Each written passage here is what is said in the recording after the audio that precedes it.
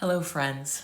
I want to take a couple minutes to talk about a subject that is very dear to my heart, and that is saying goodbye to a beloved pet. As a veterinarian, one of the most important parts of my job is helping my clients navigate those impossible end-of-life decisions. In some cases, it's very obvious, and you know immediately that it's the right thing to do. But in many other situations, it's very gray and it's very challenging. And I watch my clients struggle with the weight of that decision making. And so I wrote something that I hope will kind of help talk through it and help it maybe make an impossible situation a little bit better. I know how much animals mean to families, mean to individuals. They are the most beautiful relationships that many of us have in our lives. And I fully respect that. And I nurture that as part of my job. You know, I don't think that any of us go into veterinary medicine with the plan of being grief counselors, but it is absolutely something that we become, and I think we hone our ability to make it through that with each new year, and we become better at helping let go. So let me just read for you what I wrote. I wrote it, gosh, it's been months ago, but I just had another conversation yesterday with a wonderful owner who is just coming to that time to really think about making that choice and saying goodbye to someone that she loves very, very much. So I entitled this A Good Dog. I have loved you my whole life. Free puppies, the ad said. They couldn't keep us all, that kind family who found my mother when she was lost and hungry, allowing her to give birth to my brothers and sisters in the safety and comfort of their home. You saw the ad, and even though it was not the right time in your life to get a dog, you came anyways. As your eyes scanned the room, darting from one ball of fluff to the next, I spied you immediately, and I knew at that precise moment that it was love at first sight. In my eagerness to reach you, my prancing trot turned into an ungainly tumble flop, and I landed legs akimbo at your feet. You scooped me up, buried your nose in my soft puppy fur, and declared, I choose you. But I will always know I chose you first. I have loved you my whole life. You brought me home to your apartment, tidy but small, where I promptly filled every remaining space with me. Even when I made mistakes, you always treated me fairly, with gentle correction, and blanketed me in loving praise when I did something right. Soon, I was well trained and we went everywhere together, coast to coast, down rivers and up mountains. We measured our years in miles and adventures. I remember our first trip to the veterinarian. The vet asked, "What kind of dog is she?" And you said, "I'm not sure what kind of dog she is. I just know she's a good dog."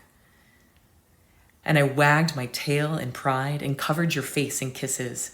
And I kissed the vet as well, and her nurses too, for good measure. I have loved you my whole life. Your hard work and long hours earned you a promotion. And soon we packed up our life into the back of your car and headed off to a new city. Windows down, head out, tongue lolling in the wind. I watched the world as it sped past, leaving our old home behind.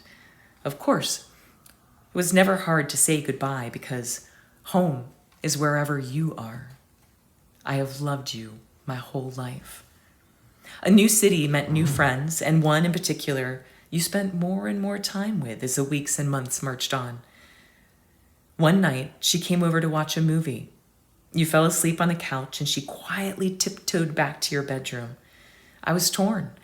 I always slept with you, but I always slept in bed. The soft mattress won, and I crept up onto the foot of the bed. A sleepy voice called out, "Come here, sweet girl." and I felt a new circle of arms encircle me with love.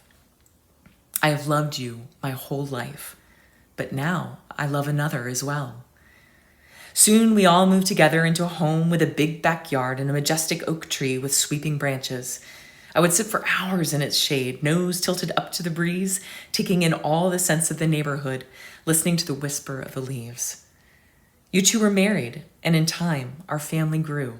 First, one darling babe, whose sweet baby head smelled of love and kisses, and whose giggles peeled out as I licked her tiny toes.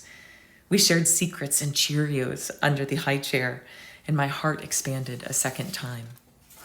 I have loved you my whole life, and now I love my family. A little boy arrived next, and in the months and years that followed, I became a guide for unsteady walkers, a backrest for new readers, a gentle pony at the fair, and a mountain to drive trains over. I licked away tears and listened to fears. I split my nights between doorways, ever ready to snuggle one in need.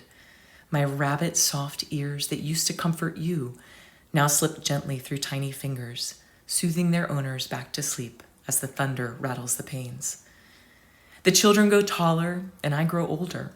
Of course, you grow older too, but not at the same pace as me.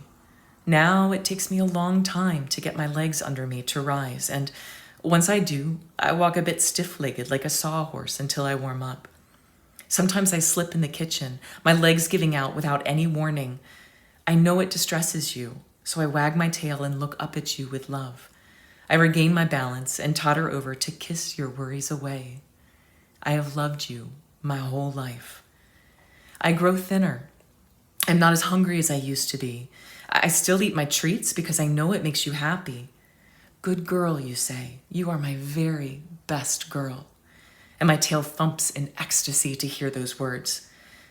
My vision has grown cloudy, and I no longer hear the garage door, or the front door, or any door for that matter. I sleep most hours now, lifting my head in response to your sweet caresses, but that is all I can muster. Even that small effort exhausts me.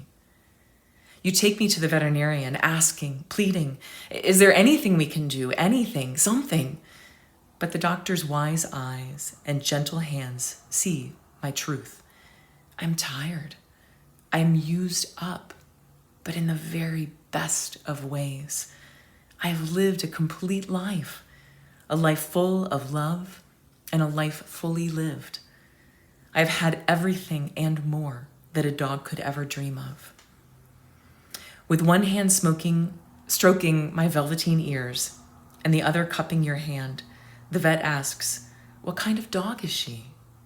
And in a wavering voice, you say, we're not sure what kind of dog she is. We just know she's a good dog. And I lick away the tears that gather at your chin. And you smile, a sad, wistful smile, but you smile. And my heart is full. I am ready. And the vet knows I am ready. We just need you to know that it is okay, that this is exactly how it is supposed to be. I have loved you my whole life. And then you meet me where I am, and you say the words that let me know that I have fulfilled my assignment. You whisper, thank you for showing me that I could care for someone other than myself. Thank you for teaching me that I was worthy of love and that I had love to give to others. You gave me the courage to be a partner and a parent. You made me a better human, and I am honored to have been yours. I have loved you my whole life. Now I rest under the oak tree, forever in your hearts. A good girl, loved her whole life. Guys, I hope that helps. I hope that helps with that impossible decision. I hope that helps soothe you who have been through it before. And for those of you who know it is coming, I know it's hard, but your heart will tell you that it's right. I promise. I promise. This is decades of experience letting you know that it is okay and that we are so lucky in this profession to be able to say goodbye with gentleness and peacefulness and love. So thinking of all of you guys, sending love. You guys take care. Bye.